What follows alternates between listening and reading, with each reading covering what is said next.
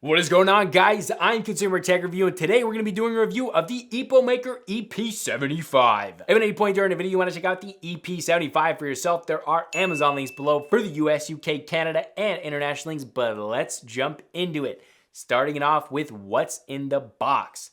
First, you have the EP75 manual. Under that, you get a nice thick dust cover. Then under that, you get the EP75 itself, wrapped in PE foam. This is cool if you do want to, mod it with some PE foam. Good. I like the packaging is like low-key mod it with this, maybe, if you want to. Then you get a keycap / switch puller, then a typical rubber-coated USB Type-C cable. Nothing fancy here, but well, most of you are probably gonna get your own custom cables anyway. All right, before we get more into the video, I do wanna mention this is sponsored by Epomaker. However, they have sponsored getting a video spot. They do not control anything that happens in this video. They don't check this video, edit this video, or tell me that I have to say anything. All of these are my own honest opinions. They just support the channel and make sure that they get a review. But all of these opinions in here are entirely honest. But thank you to Epomaker for sponsoring this channel and keeping these awesome high quality videos coming.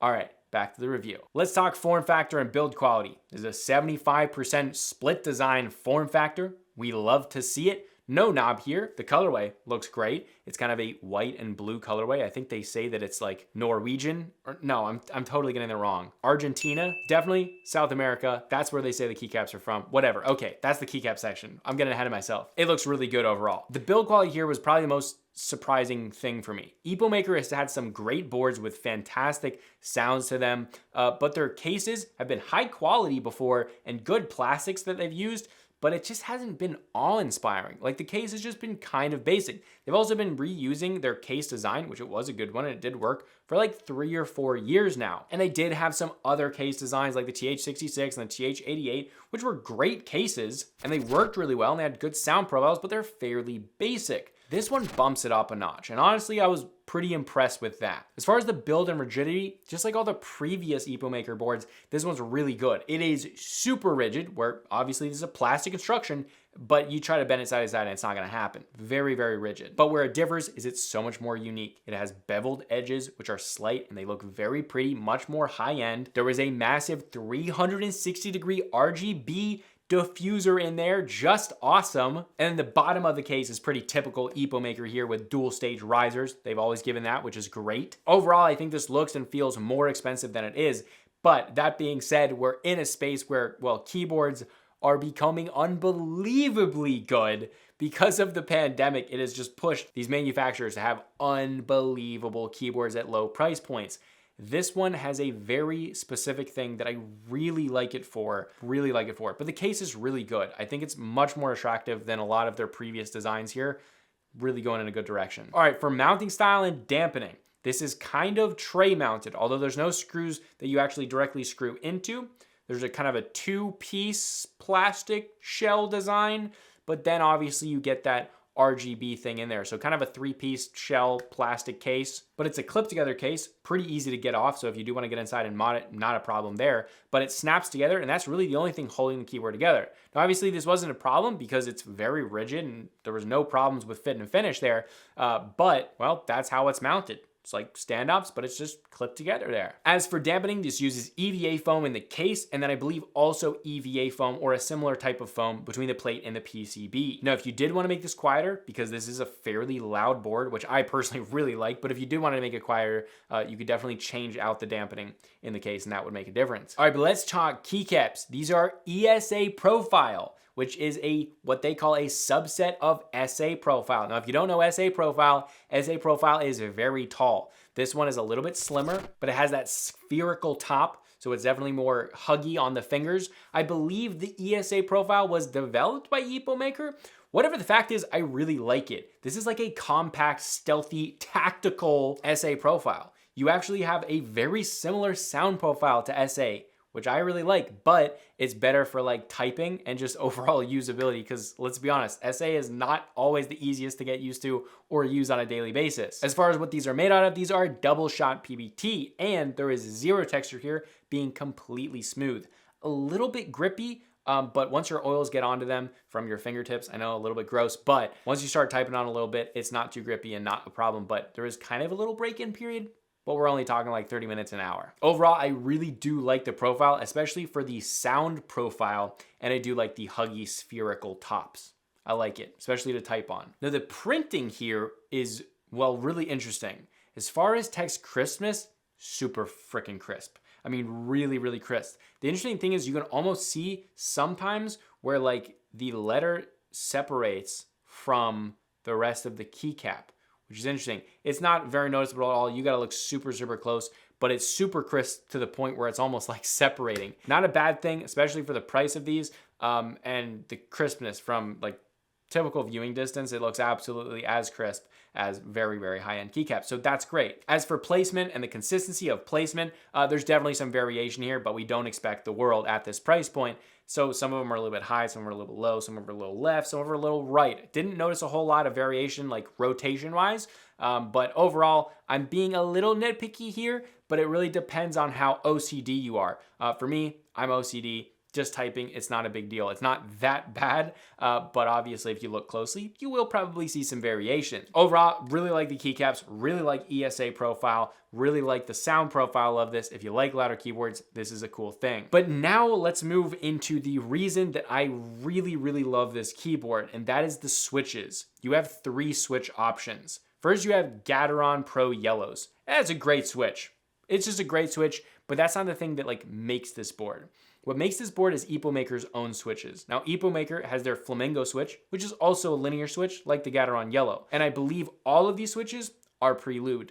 But the switch, well, that makes this keyboard for me is the Budgerigar switch. Now, that's also by Epomaker, and this switch is fantastic. I have actually had the Budgerigar switch, which is a tactile. So tactile gang, rise up now. This is our time. I've had this switch on my main editing keyboard. So the keyboard I edit all these videos on, I've used this switch for like the past 2 months, a month, 2 months. I don't know. It's been a long time now. And it's so good to the point where I really don't like switching to other keyboards to edit on them. I don't even want to edit on linear switch keyboards anymore. It's so good. So this is a heavy tactile. It's factory lubed and it's done quite well. It's very smooth for a tactile. It's very heavy for a tactile, so it's got a heavy tactile bump. If you've never used a heavy tactile before, I don't want you to think it's super hard to press down. Obviously, it is more difficult to press down, but it's just a very snappy tactile because of that heavy tactile bump. I absolutely love it. For precision work, especially if you're using this and looking at this from a utility point of view, this switch makes sense. When I'm doing editing, I need very precise precision because I edit very, very quickly. So for that, this is absolutely amazing. For typing really, really precisely, this is really good. And as a tactile and linear gang, I love both of them. This is one of my favorite tactiles. I think honestly, it's my favorite tactile at a lower price point. Probably the best budget tactile you can get out there. If you like a heavy tactile bump, definitely not for everyone, but yeah, really, really good. I really like this switch. Now, talking about the linears, Gateron Pro Yellows, great. If you want to use this as a gaming keyboard, there you go. I would probably get that one. The Flamingo switches, I've also used these on a different custom build. I really liked these. I think I hand lubed the Flamingos and they turned out really good. I believe these are also going to be pre-lubed. I believe all of them are pre-lubed, but the Flamingos are great linear switches as well. Super smooth. Sound profile was very nice. Really liked the sound profile on those. So I don't really think you can go wrong with any of the switch options here. And honestly, overall, that's what really makes this keyboard really, really good is you get the build quality. We'll get into some other stuff, but the biggest thing is the switch options here are really, really good. And they're lubed like well. Like the factory lube is well done. All right, as for Hotswappability, this is Hotswappable with 3 and 5 pin switches, and they are north-facing LEDs. We're not getting south-facing LEDs here. What are you gonna do? Now the stabilizers, they got this really right here. They are plate mounted, but they are super freaking tight. And when I mean super freaking tight, like you try to move these, they don't move at all. So they're very tight in the plate. They're also tuned really, really well. Now obviously, for the sound test, I have the tactiles. So the best stabilizer sound, like spacebar sound you're gonna get is obviously out of a linear, as tactiles tend to just sound a little more clacky. It's harder to actually understand what the stabilizers sound like in a tactile, but that's what you'll get with a tactile switch. They feel really good. These feel really, really good. Well, I actually have it right here, so let me just snap it back together. All right, I'm gonna give you a little preemptive sound test since I just have it right here. That's the spacebar, by the way. They got this really right. I mean, really good. For a loud keyboard, these stabilizers There's zero rattle, no ticks, no nothing like that. Really, really good. Factory tune, very good. Stabilizers overall, really fantastic. All right, let's talk about typing sound and feel. They got this bang on, guys. I think that's clear from what I've said about this. It's definitely on the louder side. Like, it's definitely on the upper side of the louder side. It's going to be a little bit not as loud if you're getting the linear switches, but with the tactiles, I mean, it's definitely loud. As far as typing feel, with the Budgerigar switches, now, again, I'm partial to these switches because I personally love them and I've had them on my main keyboard for editing for a long time now. So I obviously really like these switches. They're super satisfying to type on, like really satisfying to type on, and being pre-lubed from the factory, I mean, this just does a great job. Now for the feel, this is not gasket mount or anything like that, so it's a stiff feeling board, but it feels really good, especially with those tactiles. I'm gonna say this over and over again. I love the Flamingos, I love Gateron Pro Yellows, but as far as tactiles, I mean, it's great.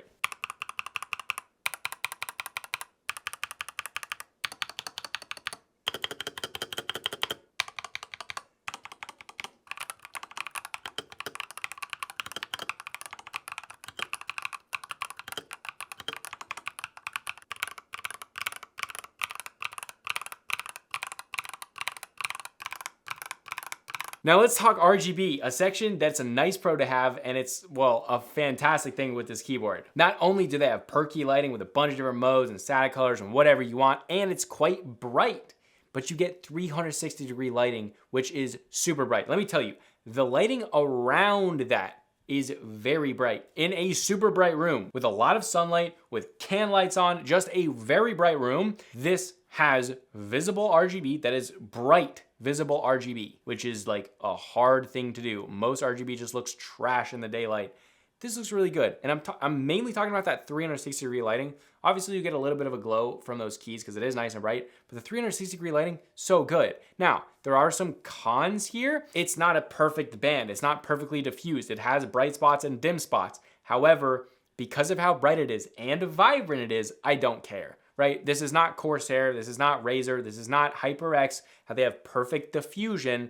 I don't think it's trying to do that. On some keyboards, I find it looks very tacky. On this one, I absolutely love it because it's super freaking bright. Now, if you even dim the lights, like if it's starting to get evening, it's still bright, but it's dim, this thing absolutely glows. It just glows everything, and I love it. Now, you can set these colors to more adult colors, and I don't mean like red. I meant like white. Get your head out of that. So if you want to set it as like a white color or just a lower, dimmer color, something like that, you can absolutely do that so it doesn't need to look like super gamery and RGB. But, I mean, I'm a gamer. At the end of the day, I love RGB. I'm still crazy about RGB.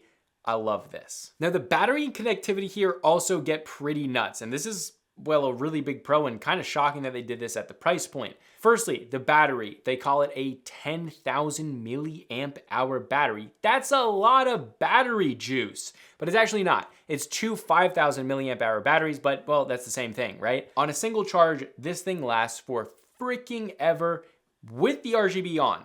It will last well over a week if you're using this all day, every day, okay? Well over a week. And that's with the RGB on. Without the RGB on, this is just basically gonna last your entire lifetime. You'll never have to charge it again. Not really, but yeah, it's basically like that. You'll almost never charge this if you don't have the RGB on with battery. Now, as far as connectivity, you got a detachable USB Type-C. There is no inlet here, so any cable will work. If you do wanna do a custom coiled cable, you don't have to worry about it. It's right at the edge. This also has Bluetooth connection up to 3 different devices, and it has a 2.4 gigahertz USB dongle.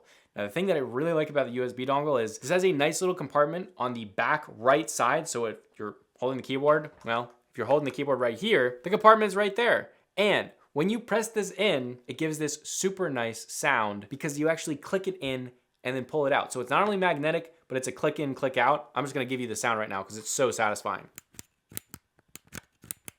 So you click it in, it pops out, and then you pull it out. That's so nice. You'll never ever lose that dongle. So freaking nice. The nicest 2.4 gigahertz USB dongle holder ever. Overall, the connectivity is absolutely fantastic with a massive battery, a bunch of RGB that, well, the RGB will last a long time in wireless mode, which is great. All right, now let's talk price and value. You'll see with this keyboard, there's not a ton of cons with it, and that's because a lot of keyboards are getting so good at this price point. Now, there might be things that you don't like about this keyboard. Like if you don't like the colorway, It's a fairly basic colorway, but well, some of you might not like it. But as far as where we are in the keyboard space, you do have to be nitpicky with the things that you like.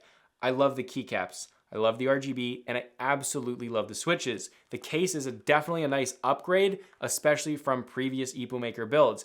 This comes in at $99.99, $100, and that's custom switches that are pre-lubed, especially if you want those tactiles. We love it. You're getting a very loud sound profile that still sounds clean, right? It's not a messy, loud sound. This is a clean sound, which is really good. You get a massive battery, wireless connectivity, and that RGB. I mean, if you like all of those things and you definitely like a louder keyboard, because this is a louder keyboard, I mean, this fits it for me. It's got the Budgerigar switches and it's a loud keyboard and it's got RGB. You guys know that's what I love. Oh, and the stabilizers are on point. Those are like 4 things that you combine those things, I'm just gonna love a keyboard. Is this keyboard for everyone? No, but if it fits those 4 main points, you're probably gonna absolutely love it. For $100, it's a really good value. However, this is probably not the best keyboard for office use, as it is pretty loud. All right, again, if you wanna check it out, there are Amazon links below for the US, UK, Canada, and international links. But yeah, this was a consumer tech review, and I'll see you guys in the next video.